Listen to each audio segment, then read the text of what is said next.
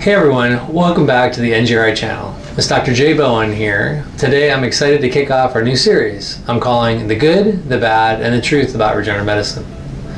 My team and I have worked hard to curate some episodes for this series that I hope will help you understand the nitty-gritty of the procedures that we offer in our office, why we believe in them, and where they came from.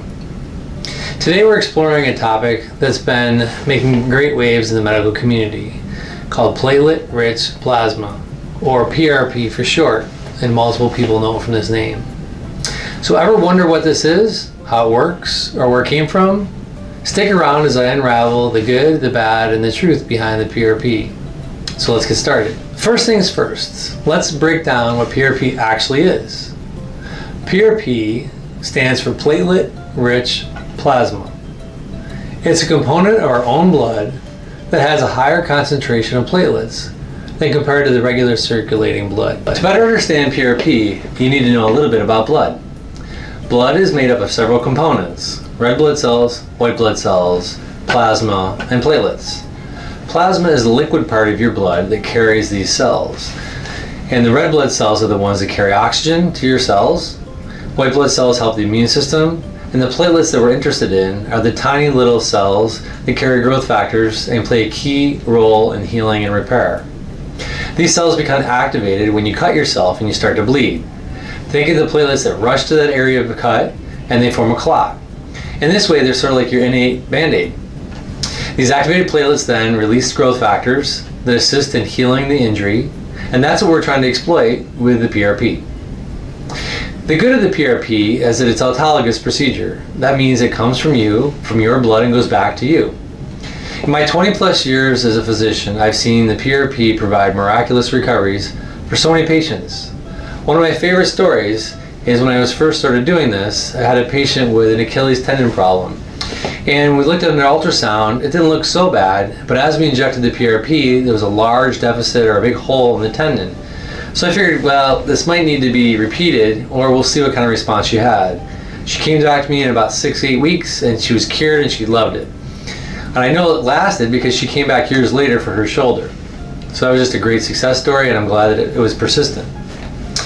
In other videos, you may have also heard me discuss Data Biologics. It's a company that Dr. Malanga, Rogers, and myself founded back in 2018 to track patient outcomes from the treatments that we did.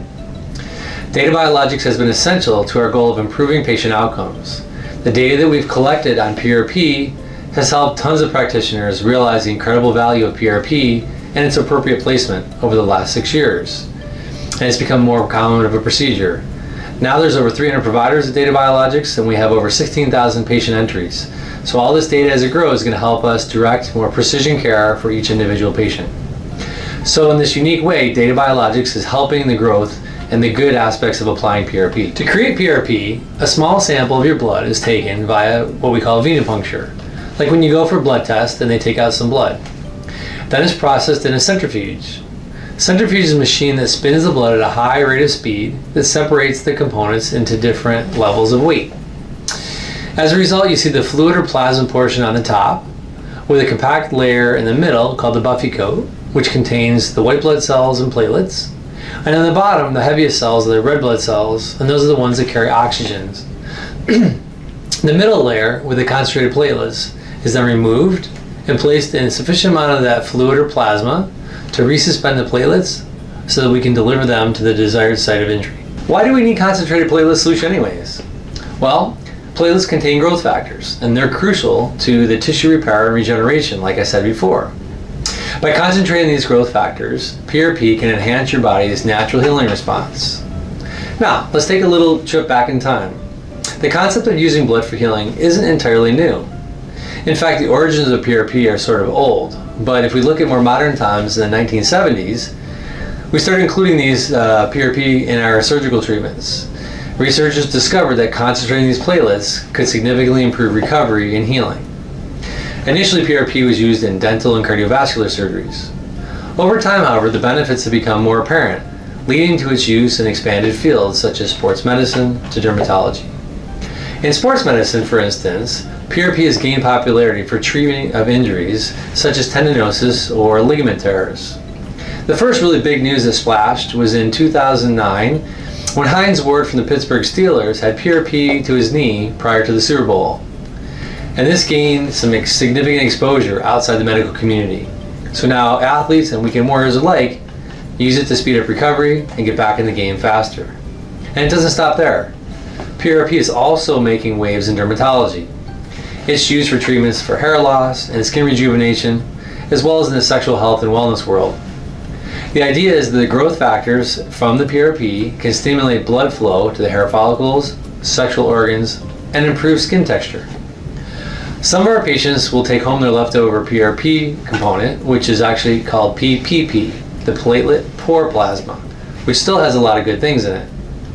So now you have two things: the treatment for the injured process with the PRP, as well as a nice facial. So I guess you could say that that's another good thing about PRP. PRP treatments generally involve injecting the concentrated plasma with the platelets resuspended into the area of the body that needs the healing. This procedure is minimally invasive and utilizes your body's natural ability to repair itself.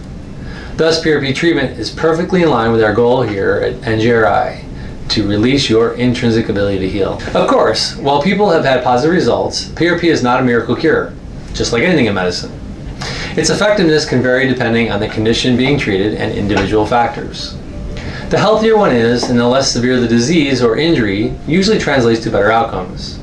Normally I see patients with tendon and ligament issues that have the most success with PRP. However, patients with cartilage issues, like arthritis, can receive some benefit, and sometimes I'm really surprised at how great these results are. Unfortunately, the varied results of patients who elect to have PRPs have led to a bad reputation for the procedure. The truth is that PRP doesn't generally fail, the solution isn't effective. It's rather how it's deployed. So initially the physician or healthcare provider has to evaluate the patient, make sure that they've made a good diagnosis and that actually PRP would be a viable treatment option. And then make sure that they prepare the PRP correctly, make sure they have enough cells or platelets so that there's enough growth factors, deploy it to the area correctly, make sure it's precision with guidance such as ultrasound, and follow people up to make sure that they look at their biomechanics and post-procedure rehab. Once they do that, it's more likely than not someone will actually have responses that are beneficial. Again, another reason why we collect data with Data Biologics to help us direct care and why we look at and do research. Another common PRP fact I hear is that it's bad because it's not FDA approved. Well, the simple truth of this is that it's not the whole truth, right? So if you look at the equipment that you use to produce PRP, or the needles, or the ultrasound machine, they're generally FDA cleared devices. What you do with the final product is not really the purview of the FDA. So how is that governed? Well, you don't want it just to be out there, but each state has a state board of medical examiners. They can look at the practice of medicine, which is what the delivery of PRP is, which is why the FDA doesn't approve it or have purview over it. So a lot of insurance companies don't approve it because they consider it experimental, despite being used for years. Now, insurance companies aren't looking to sort of pay for more, so that's another thing that has to be overcome with more data and more good outcomes. So just because someone terms that this is an investigational procedure doesn't mean it's bad. It just means we have to have more research and more proof. So there you have it, a brief overview of platelet-rich plasma, its science, and its history. From the early days of medical research to the current clinical applications, PRP represents a fascinating intersection of technology and biology. We're still in the early phases to determine the appropriate patient, disease, or injury that responds best to PRP. For this reason, we collect data on all our treatments and use Data Biologics to analyze them. As we amass enough data, we'll have greater certainty of the best treatment for a given problem or pathology. This will help us to guide individualized precision treatment. Beyond just directing the needle and placing the PRP at the problem, we also have undertaken a protocol-driven process that doesn't just sort of drop the magic pixie dust into an area and hope, but also addresses one's overall health to maximize the patient's goals and outcomes. So if you enjoyed this video, please give it a thumbs up, hit that subscribe button, and for more on our new series on the good, the bad, and the truth about regenerative medicine, please tune in. Hit that bell notification so you'll be notified. If you have any questions, you want to share experiences, or you want to know more, please drop a comment below so we can read it and respond. Happy to see your comments so that we can make sure we give some content to you that you need. Also follow us on any of our social media platforms, because you can find us on TikTok, X, Facebook, and Instagram. You're always also welcome to give us a call at the office, make an appointment with myself or my partner, Dr. Thomas Agason. From the whole team here at NJRI, I want to thank you for your continued support and for tuning in today. Stay healthy. See you next week for our next video on the good, the bad, and the truth of MFAT. Stay tuned to see what that means.